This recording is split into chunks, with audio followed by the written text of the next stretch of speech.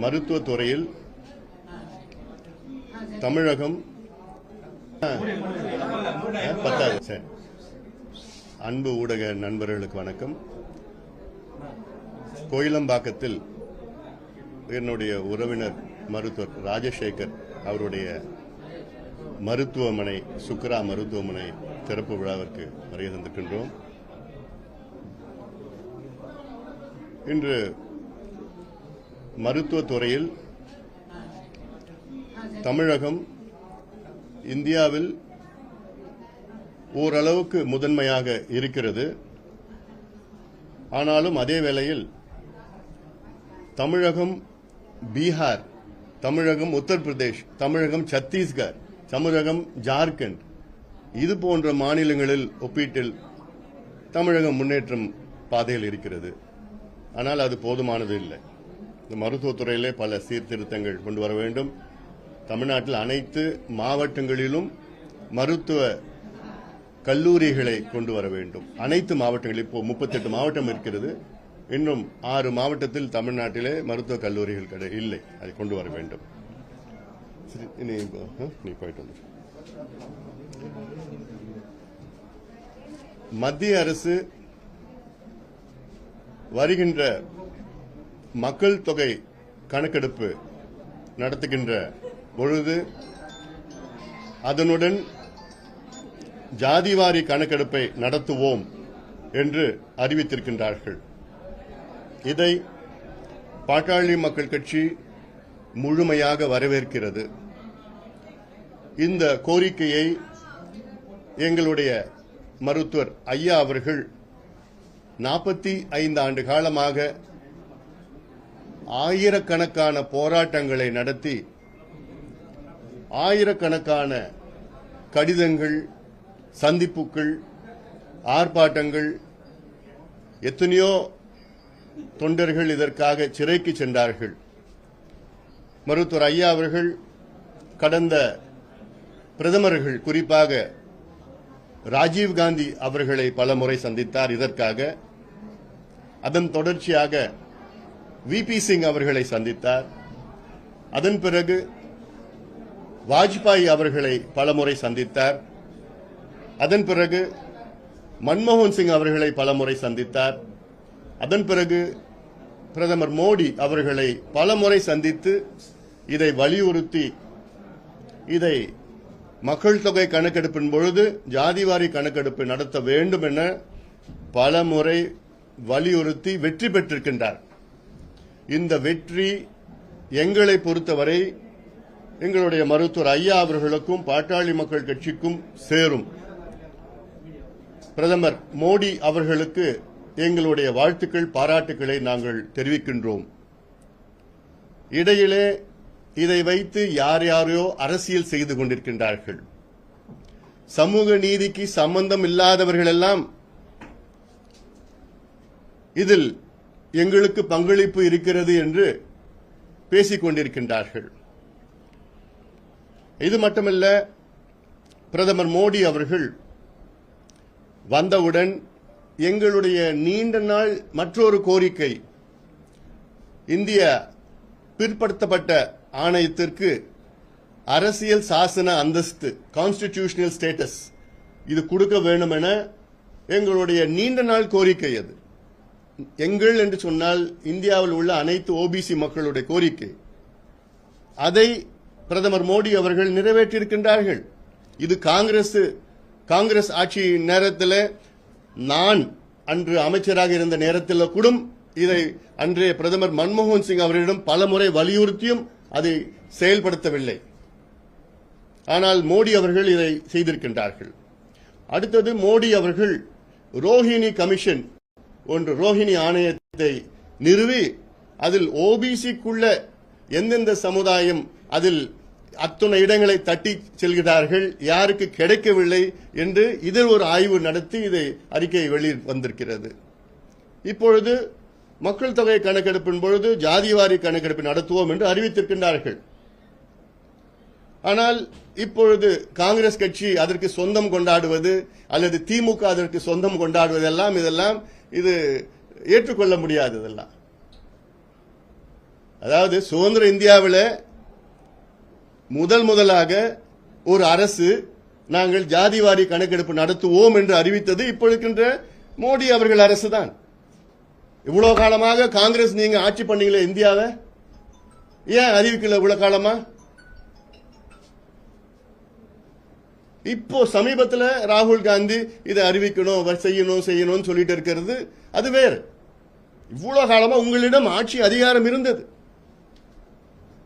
நான் அப்பொழுது அமைச்சராக இருந்த நேரத்தில் அப்போ இருக்கின்ற உள்துறை அமைச்சர் சிவராஜ் பாட்டீல் அவரிடம் சென்று எப்படியாவது வலியுறுத்தி 140 நாடாளுமன்ற உறுப்பினர்களை கையெழுத்து போட்டு 2011 எடுக்கின்ற மக்கள் தொகை கணக்கெடுப்பில் ஜாதிவாரி கணக்கெடுப்பு நடத்துங்கள் என்று பலமுறை கேட்டு வலியுறுத்தி எவ்வளோ அழுத்தம் கொடுத்தோம். அதன் பிறகு அதை ஏற்றுக்கொண்டு கடைசியாக அது சோசியல் அண்ட் எக்கனாமிக் சர்வேன்னு மாத்திட்டாங்க. ஜாதிவாரி கணக்கெடுப்பு நடத்துவது ஹோம் மினிஸ்ட்ரி நடத்தணும். ஆனா அப்போ காங்கிரஸ் கவர்மெண்ட் என்ன பண்ணாங்க, சோசியல் வெல்ஃபேர் மினிஸ்ட்ரிக்கு இந்த வேலையை கொடுத்துட்டாங்க. சோசியல் வெல்ஃபேர் மினிஸ்ட்ரிக்கு பட்ஜெட்டும் கிடையாது, ஆட்களும் கிடையாது, ஒன்றும் கிடையாது. அதன் பிறகு ஏதோ ஒரு நடத்தினாங்க, அது வெளியில கூட விட முடியாத ஒரு சூழல், ஏதோ ஒன்று கணக்கு நடத்தினாங்க, அவ்வளவுதான். அது ஜாதிவாரி கணக்கு இல்லை. அப்போ திமுக காங்கிரஸ் கூட கூட்டணியா இருந்தது அப்போ அறிவிச்ச நேரத்தில். அப்போ நீங்க என்ன பண்ணீங்க?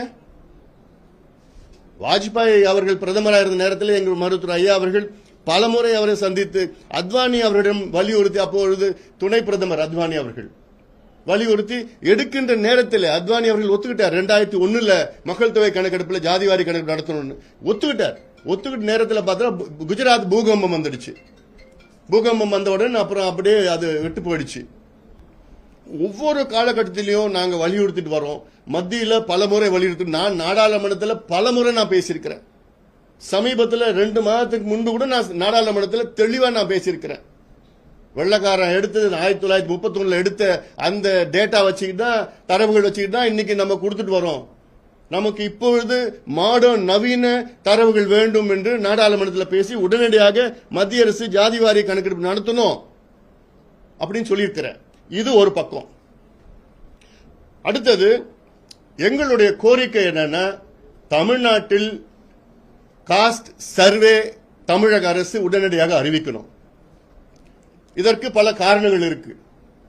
இப்ப நேற்று முதலமைச்சர் ஒரு ட்வீட் போட்டிருக்கார், இது எங்க கோரிக்கையை மத்திய அரசு நிறைவேற்றி இருக்கிறது, இது எங்களுக்கு தான் வெற்றி. என்ன வெற்றி இதுங்க? யாருக்கு வெற்றி இது? உங்களுக்கும் சமூக நீதிக்கு என்ன சம்பந்தம் இருக்கு? ஜாதிவாரி கணக்கெடுப்பு நடத்துவது சர்வே நாங்க கேட்கிறோம். சென்சஸ் எடுப்பது மத்திய அரசு நடத்தணும். இப்போ மக்கள் புரிஞ்சுக்கணும், சென்சஸுக்கும் சர்வேக்கும் என்னென்ன வித்தியாசங்கள் இருக்கிறது. ஏன்னா நேற்று சில தொலைக்காட்சியில பார்த்தேன், அவங்களுக்கு என்னன்னு தெரியாமலே உளறிட்டு இருக்கிறாங்க. ஆளுங்கட்சி சார்ந்தவர்கள் என்னன்னு கூட தெரியல, ரியாலிட்டியே தெரியல. சென்சஸ் என்பது மத்திய அரசு தான் எடுக்கணும். மக்கள் தொகை கணக்கெடுப்பு மத்திய அரசு தான் எடுக்கணும் சென்சஸ். அது கூட ஜாதிவாரி கணக்கெடுப்பு மத்திய அரசு சென்சஸ் கூட எடுக்கிறது, அது இன்னொரு அடிஷனல் டேட்டா தான். இந்த சென்சஸ் மத்திய அரசு எடுக்கிறது இப்ப பிராக்டிக்கலா என்ன ஆகும் பாருங்க. கடைசி சென்சஸ் எடுத்தது 2010 இருந்து எடுக்க ஆரம்பிச்சாங்க. அந்த டேட்டா நமக்கு எப்ப வந்ததுன்னா 2013 வந்தது. 3 ஆண்டுகள் ஆச்சு அந்த டேட்டா வரத்துக்கு, அது கம்பைலேஷன்லாம் போட்டு அறிவிக்கிறதுக்கு. இப்போ மத்திய அரசு அறிவிச்சிருக்கிறது அடுத்த சென்சஸ்ல காஸ்ட் சென்சஸ் கூட நாங்க சேர்த்து எடுப்போம். தனியா காஸ்ட் சென்சஸ் சொல்லல. காஸ்ட் சென்சஸ் மக்கள் தொகை கணக்கெடுப்பு எப்ப எடுக்க போறாங்கன்னா 2026லயோ 7லயோ எடுப்பாங்க. அதை எடுத்துட்டு அடுத்த 3 ஆண்டுகள் அல்லது 4 ஆண்டுகள், இது நான் சொல்றது சென்சஸ் டேட்டா மட்டும். இப்ப நீங்க அதுல ஜாதிவாரி சேர்த்து டேட்டா சேர்த்தீங்கன்னா அது இன்னும் ஒரு 4-5 ஆண்டுகள் ஆகும் முதல்ல நமக்கு டேட்டா வரத்துக்கு. ஏன்னா இது 145 கோடி மக்கள் சார்ந்த ஒரு விஷயம். இது எவ்வளவு எடுக்கணும்னா அது கம்பைல் பண்ணி அது திருப்பி ஸ்டேட் கவர்மெண்ட் கிட்டயும் கம்பைல் பண்ணி கம்பேர் பண்ணி எதெல்லாம் வரத்துக்கு 5 ஆண்டுகள் 6 ஆண்டுகள் ஆகும். இது பிராக்டிக்கல். இடையில நாங்க ஏன் தமிழக அரசை சர்வே எடுக்கணும்னு நாங்க சொல்றோம்னா பல காரணங்கள் இருக்கு. ஒன்று, பல காரணங்கள் இருக்கு. அதுல ஒன்று, உச்சநீதிமன்றத்தில் 69 விழுக்காடு வழக்கு நிலுவையில் இருக்கு. இந்த வழக்கு 2007 போட்டது. பிறகு 2010 ஒரு தீர்ப்பு வந்தது. 2018 மறுபடியும் இன்னொரு வழக்கு போட்டாங்க. 2020 இன்னொரு வழக்கு போட்டாங்க. இந்த வழக்கெல்லாம் சேர்த்து இந்த வழக்கு என்னைக்கு வேணா வரும். உச்சநீதிமன்றம் நீதிபதிகள் கேட்கறது, தமிழ்நாட்டில் டேட்டா இருக்கா? 69 விழுக்காடு மக்கள் பிசி, எம்பிசி, எஸ்சி, எஸ்டி இருக்கிறாங்களா? நியாயப்படுத்துங்கன்னு சொல்லியிருக்கிறாங்க. இந்த வழக்கு என்னைக்கு வேணா வரும். நீங்க இல்ல மத்திய அரசு எடுக்கிறாங்க சொன்னா, மத்திய அரசு எடுக்கிறதுக்கு எப்படியாவது 3, 4, 5, 6 ஆண்டுகள் கூட ஆகலாம். இது பிராக்டிக்கல் இஷ்யூ.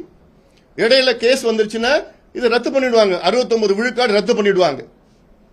இது ஒன்னு. ரெண்டாவது, நான் சொல்றது மிக முக்கியமானது. ஏன் தமிழக அரசு சர்வே எடுக்கணும், காஸ்ட் சர்வே எடுக்கணும்? Under the 2008 Indian statistical act. இப்போ நாடாளுமன்றத்தில் ஒரு சட்டம் நிறைவேற்றுறாங்க. எதுக்கு இந்த சட்டத்தை கொடுக்கறாங்க? கணக்கெடுப்பு சட்டம். கணக்கெடுப்பு சட்டம்னா நீ மாநில அரசு, மத்திய அரசு, உள்ளாட்சி பிரதிநிதிகள், பஞ்சாயத்து தலைவர்களும் அந்த இந்தியன் ஸ்டாட்டிஸ்டிக்கல் ஆக்ட் 2008 படி எல்லாம் கணக்கெடுப்பு நடத்தலாம், டேட்டா வாங்கலாம்.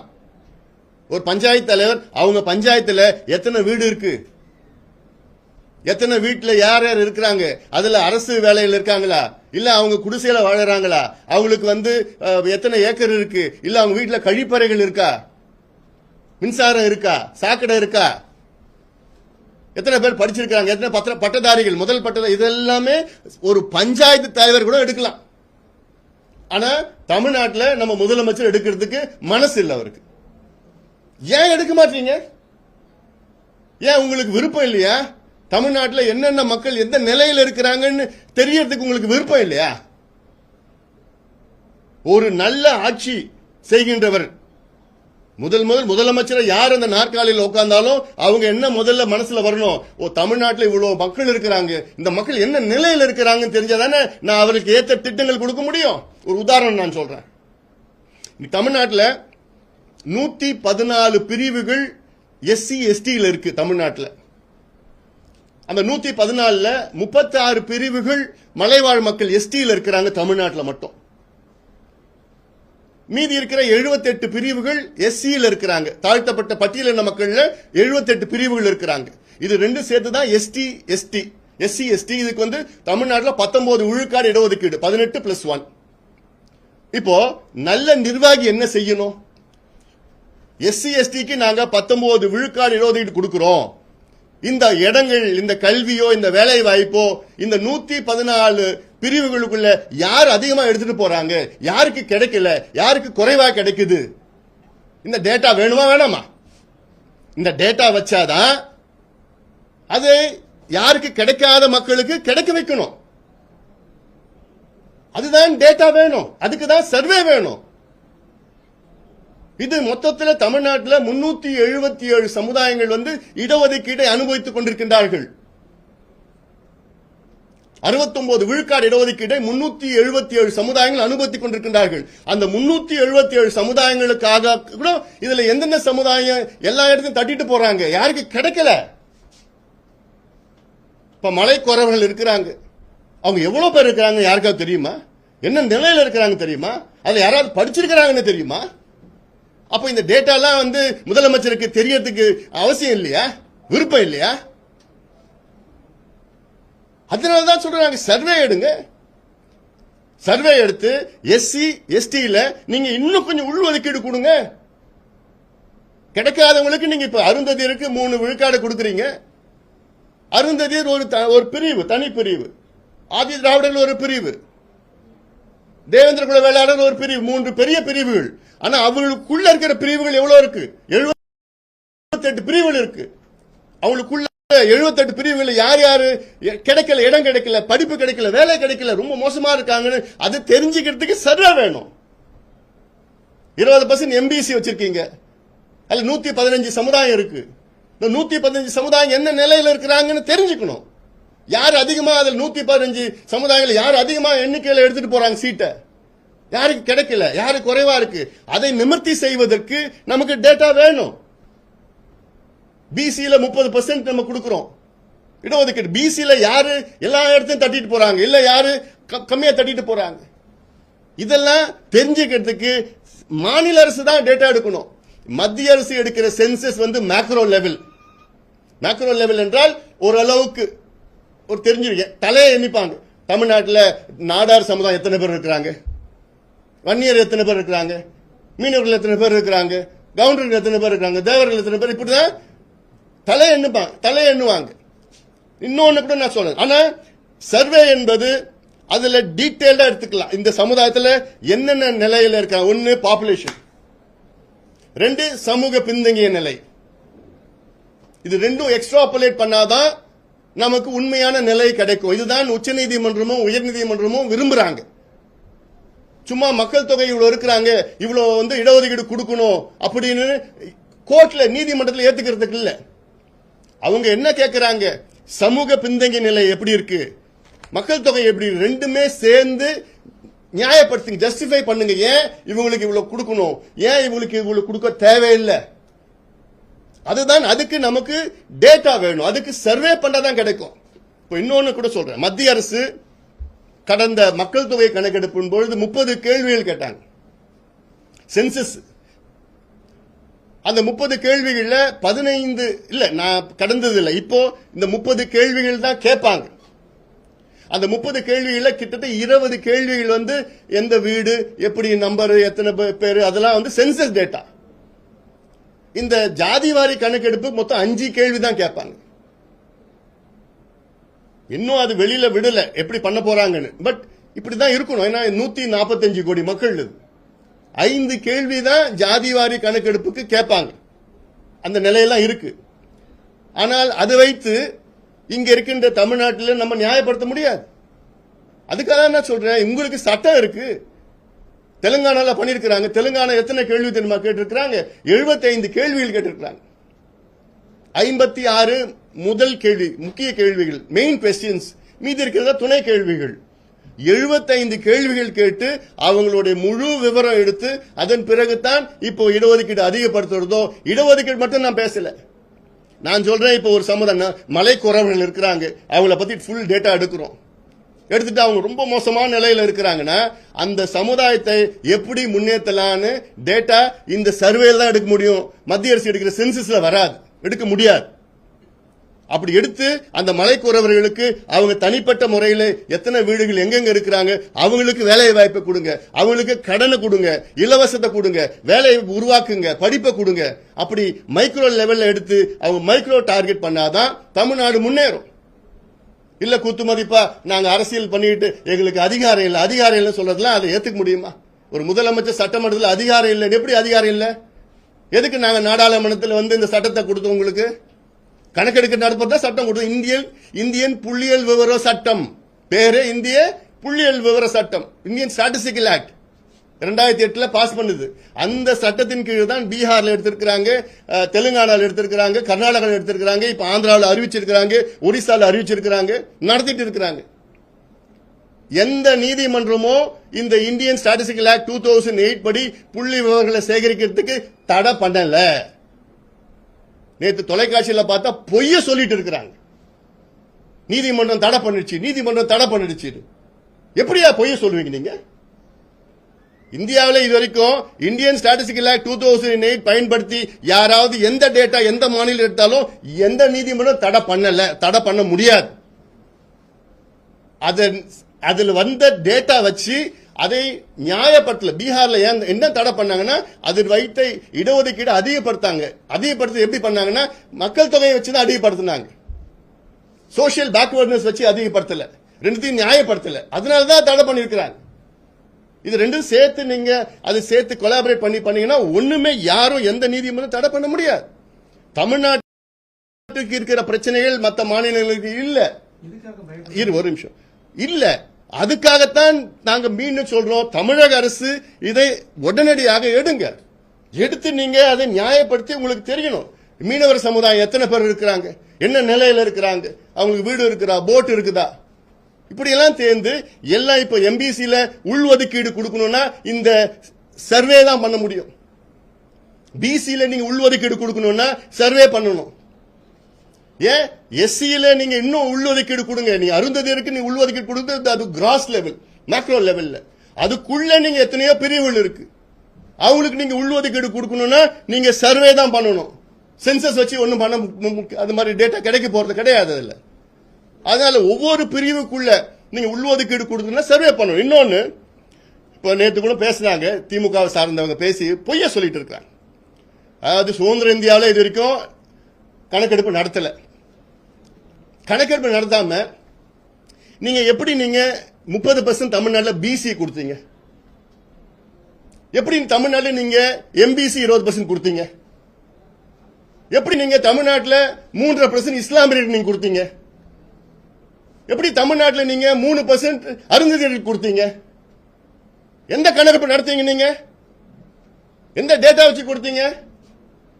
இந்த டேட்டா எல்லாம் சட்டநாதன் கமிஷன் 69ல 70ல அவங்க கொடுத்த டேட்டா, எக்ஸ்ட்ராபுலேட் பண்ண டேட்டா. அதன் பிறகு அம்பாசங்கர் அவர்கள் 84 85ல டோர் டு டோர் எனுமரேஷன் பண்ண டேட்டா. அதன் பிறகு ஜனார்தன் அவர்கள் வந்து இதெல்லாம் சேர்த்து கலெக்ட் பண்ணி கொலேட் பண்ணி அதுக்கப்புறம் அவர் ரெக்கமெண்டேஷன் கொடுக்கிறார். அதை வச்சுதான், இந்த டேட்டா வச்சுதான் 20% எம்பிசி கொடுக்குறீங்க. அது கோர்ட் ஏத்துக்குச்சு, நீதிமன்றம் ஏத்துக்குச்சு. 10% அதுல வன்னியர்களுக்கு கொடுத்தா அதுல எந்த பிரச்சனை? அது ஏன் ஏத்துக்கல? 20% ஏத்துக்கிறீங்க, கோர்ட்டும் ஏத்துக்குச்சு, நீங்களும் ஏத்துக்கிறீங்க. அதே டேட்டா வச்சு வன்னியர்களுக்கு 10% கொடுத்தா அது ஏன் ஏத்துக்க மாட்டீங்க? அதே டேட்டா வச்சுக்கிட்டு அதே ஜனார்தன் ரெக்கமெண்டேஷன் 3.5% இஸ்லாமியர்கள் கொடுக்கிறாரு, அதை ஏத்துக்கிறீங்க. இதே ஜனார்தனன் 3% அருந்ததியர் கொடுக்கணும்னு சொல்றாரு, அதை ஏத்துக்கிறீங்க. இதே ஜனார்தனன் வன்னியர்களுக்கு 13% கொடுக்கணும்னு சொல்றாரு, அது மட்டும் ஏன் ஏத்துக்க மாட்டீங்க? என்ன நியாயம் அது? இது நான் வந்து இங்க வன்னியர் பிரச்சனை மத்த பிரச்சனை எல்லாம் அதெல்லாம் சொல்லல. there is a bigger problem than இந்த பிரச்சனை. பெரிய பிரச்சனை இருக்கு தமிழ்நாட்டுக்கு. 69 விழுக்காடு உள்ஒதுக்கீடு, நம்முடைய உரிமைகள். பேசிக் என்னன்னா, ஒரு முதலமைச்சர் தெரிஞ்சுக்கணும் எந்தெந்த சமூகங்கள் எந்த நிலையில் இருக்கு, எந்தெந்த மாவட்டத்தில் என்னென்ன சமுதாயங்கள் இருக்கு. அந்த மாவட்டத்தை வளம் பெற, இப்போ ஒரு உதாரணம் நான் சொல்றேன், தமிழ்நாட்டில் 38 மாவட்டம் இருக்கு. இந்த 38 மாவட்டத்தில் 20 மாவட்டம் மிக மிக மிக மிக பின்தங்கிய மாவட்டங்கள். அந்த 20 மாவட்டத்தில் 15 மாவட்டங்கள் வட மாவட்டங்கள். இந்த 15 மாவட்டத்தில் பாத்தீங்கன்னா கல்வியில கடைசி 15 இடத்துல வருது. எப்போ? 30 வருஷமா வருது. சுகாதாரத்தில் கடைசியில வருது. குடிசையில அதிகமா இருக்கிற, தமிழ்நாடு அதிகமா குடிசை இருக்கிற மாவட்டங்கள் இந்த 15 மாவட்டம். தனிநபர் வருமானம் மிக குறைவான மாவட்டம் இந்த 15 மாவட்டம். தொழில் இல்லாத மாவட்டம் இந்த 15 மாவட்டம். வேலை வாய்ப்பு இல்ல, ஆனா டாஸ்மாக் விற்பனையில முதல் இடத்துல இருக்கு. முதல் ஃபர்ஸ்ட் 15ல இந்த 15 மாவட்டம் வருது. அப்போ என்ன, நீங்க ஒரு முதலமைச்சரா நீங்க என்ன செய்யறீங்க? என்ன செய்யணும்? என்ன? ஒன்னும் செய்யல. அப்போ இந்த மாவட்டத்தை, இந்த மாவட்டத்தில் யார் வாழறா? பட்டியலின மக்களும் வன்னியர்களும் அதிக அளவுல எண்ணிக்கையில் இருக்கிற எல்லா சமுதாயம் இருக்கு. இந்த 2 சமுதாயம் எண்ணிக்கையில் அதிகமா இருக்கு. அப்போ நீங்க இந்த சம்பந்தமா திட்டங்கள் நீங்க கொடுத்து அதுக்கு கணக்கெடுப்பு நடத்தி இந்த பகுதியில் என்னென்ன இருக்குன்னு தெரிஞ்சாதானே நீங்க பண்ண முடியும், ஸ்கீம்ஸ் பண்ண முடியும், திட்டம் கொடுக்க முடியும். எல்லாமே இடஒதுக்கீடு பத்தி நான் பேசல. இடஒதுக்கீடு என்பது ஒரு part of the process, development process, அவ்வளவுதான். அதுக்கப்புறம் சமூக நல திட்டங்கள் இருக்கு, அது வேலை வாய்ப்பு உருவாக்குறது, அதன் பிறகு வந்து கடன் கொடுத்து அவங்கள முன்னேற்றுவது, இதெல்லாம் பல வகையான முன்னேற்றங்கள் இருக்கு. இதற்கெல்லாம் டேட்டா. அப்ப எங்க டேட்டா இருக்கு உங்களுக்கு? என்ன டேட்டா வச்சு நீங்க இதெல்லாம் நீங்க அறிவிக்கிறீங்க? அப்ப உங்களுக்கு டேட்டாவே வேண்டாம். அப்ப நீங்க என்ன நிர்வாகம் பண்றீங்க டேட்டா இல்லாம? ஏன் பஸ்ல போய் இலவச பெண்களுக்கு பஸ்ன்னு சொன்னீங்க, அதுல நீங்க கணக்கெடுப்பு நடத்துறீங்கல்ல? எத்தனை பேர் எலிஜிபிள் கணக்கெடுப்பு நடத்துறீங்கல்ல? நீங்க எத்தனை பெண்கள் எலிஜிபிள் கணக்கெடுப்பு நடத்துறீங்கல்ல? இல்ல நீங்க 1000 ரூபாய் கொடுக்குறீங்களே, அதுக்கு நீங்க டேட்டா சேகரிச்சுட்டு எத்தனை பெண்களுக்கு 1000 ரூபாய் நல்ல திட்டங்கள் கொடுக்க, உதவித்தொகை கொடுக்கறதுக்கு எலிஜிபிள் அது பண்றீங்கல்ல? ஏன் எத்தனை தெருநாய்க்கள் ஓடிட்டு இருக்கு தமிழ்நாட்டில் ஓடி இருக்கு டேட்டா வச்சிருக்கீங்கல்ல? எத்தனை மாடு வந்து ரோட்ல மேய்ஞ்சிட்டு இருக்கு டேட்டா வச்சிருக்கீங்கல்ல? அதுக்கு ஏற்ப நீங்க நடவடிக்கை எடுக்கிறீங்கல்ல? அப்போ நீங்க மக்கள் தொகையில, மக்கள் சபையில சமுதாயங்கள், எத்தனை சமுதாயங்கள் என்ன நிலையில் இருக்குன்னு தெரிஞ்சுக்கிறது கூட உங்களுக்கு மனசு இல்ல. அதிகாரம் இருக்கு, சட்டம் இருக்குது, ஆள் இருக்கு, நிதி இருக்குது, அதிகாரிகள் இருக்கிறாங்க, மற்ற மாநிலங்களை எடுத்துட்டாங்க, எல்லாம் பண்ணிட்டாங்க. ஆனா கேட்டா எங்களுக்கு மத்திய அரசு தான் பண்ணணும். இப்ப மத்திய அரசு அறிவிச்சோடனே அது நாங்க சொல்லிதான் இவங்க அறிவிச்சோம். என்ன இதெல்லாம்? அதனால இது முதலமைச்சர் அவர்களுக்கு என்னுடைய அன்பான வேண்டுகோள். மத்திய அரசு அறிவிச்சிருக்கிறாங்க, இது கொஞ்சம் காலம் ஆகும், நாங்களும் வலியுறுத்துவோம். வலியுறுத்து இல்லாம இருக்க போறதில்ல, சீக்கிரம் எடுங்கன்னு சொல்ல போறோம். ஆனா இது தனியா காஸ்ட் வைஸ் சென்சஸ் எல்லாம் இல்ல, இது மக்கள் தொகை சென்சஸ் எப்ப எடுக்கிறாங்களோ அப்பதான் இது சேர்த்து எடுப்பாங்க. சென்சஸ் எப்ப எடுப்பாங்கன்னு இன்னும் அறிவிக்கல.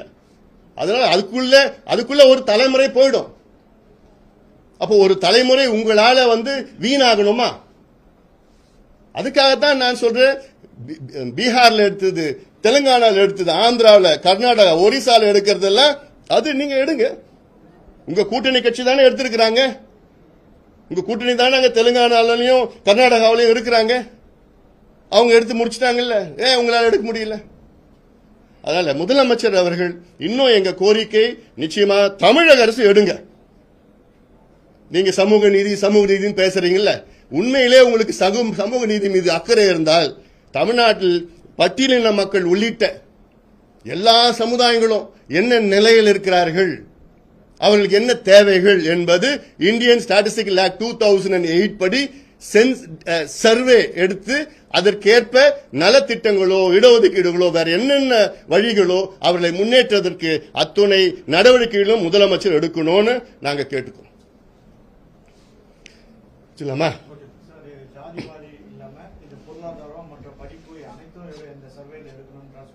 எல்லாமே நான் சொல்றது 75 கேள்விகள். மத்திய அரசு எடுத்தாலும் 5 கேள்வி தான் எடுப்பாங்க. ஒரு காலம் ஓபிசினா என்ன கம்யூனிட்டி, அதுல சப்காஸ்ட் என்ன, இதுதான் எடுப்பாங்க. தவிர அவங்களுக்கு என்ன அதுல எவ்வளவு வருமானம், வீடு இருக்குதா, முதல் பட்டதாரியா, குடிசை இருக்குதா, பாத்ரூம் இருக்குதா, அதெல்லாம் எடுக்க போறதில்ல. ஜென்ரலா இது ஒரு கிராஸ் லெவல், மேக்ரோ லெவல் எடுப்பாங்க. ஆனா அது எடுக்கிறதும் இன்னும் கொஞ்சம் காலம் ஆகும். அதை எடுத்து கம்பைல் பண்ணி அதெல்லாம் போட்டு பண்றது. சென்சஸ் மட்டும் 3 வருஷம் ஆகுது. அது கூட காஸ்ட் சென்சஸ் எடுத்தாலே இன்னும் டைம் ஆகும், பிளஸ் அது கம்பைல் பண்ணி வரதுக்கு டைம் ஆயிடும். அதனால இது நாம உடனே எடுத்தது. இதுக்கு அப்புறம் ஏன்னா சுப்ரீம் கோர்ட்ல கேஸ் இருக்கு, இது முக்கியமானது.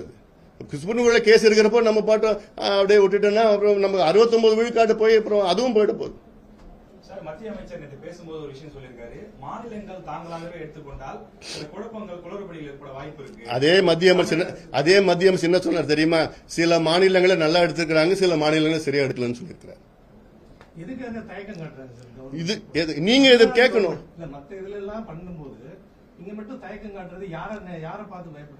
சரியில்லை, இது இந்த கேள்வி நீங்க முதலமைச்சரை கேட்கணும். அதிகாரம் இல்லை என்று சட்டமன்றத்தில் பேசியிருக்கிறார். இது ரொம்ப தவறானது. தெலுங்கானால இதே சட்டம் தான், இந்தியாவுக்கே இந்த சட்டம் பொருந்தும். அந்த இந்தியாவுக்கு பொருந்துகின்ற சட்டத்தில் தெலுங்கானால எடுக்கிறாங்க, ஆந்திராவில் எடுக்க ஆரம்பிச்சுட்டாங்க, ஒரிசால எடுக்க ஆரம்பிச்சுட்டாங்க, கர்நாடகால முடிச்சுட்டாங்க, பீகார்ல முடிச்சுட்டாங்க, இதே சட்டத்தின் கீழ்.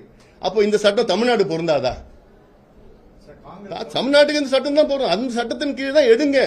தெலுங்கானால 75 கேள்விகள் கேட்டிருக்கிறாங்க.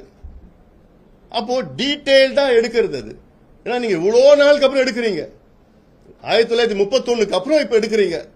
கிட்டத்தட்ட 90-93 ஆண்டுகளுக்கு பிறகு இப்ப எடுக்கிறோம். அது எடுத்துக்கு நல்லா எடுத்து ஒழுங்கா எடுத்து இது இந்த டேட்டா வச்சுட்டு அடுத்த 50 ஆண்டுகள் இந்த டேட்டா வச்சுட்டு பண்ணணும். காங்கிரஸ் தலைவர் செல்வ பிறந்தீங்கன்னு சொல்லிட்டாரு. 10 ஆண்டுகளாவே இல்லாம போது தேர்தல், பீகார் தேர்தல் அந்த நோக்கத்துக்காக பண்றீங்களா, புதுசா நானும் அப்படின்ற கேட்டிருக்காரு. அதாவது மோடி அரசு இதெல்லாம் சொல்றேன். இப்ப என்ன இப்ப இவங்க இவ்வளவு நாள ஆண்டானுங்களே, இந்தியாவை ஆண்டாங்கல்ல, அப்ப ஏன் அறிவிக்கல? பேருக்குன்னு ஒன்று அறிவிச்சுட்டு அப்புறம் அதை மாத்திட்டாங்கல்ல. கேள்வி கேட்கறேன்னா பதில் சொன்னா எப்படி வேணும் சொல்லிட்டு போலாம் இல்ல. நன்றி.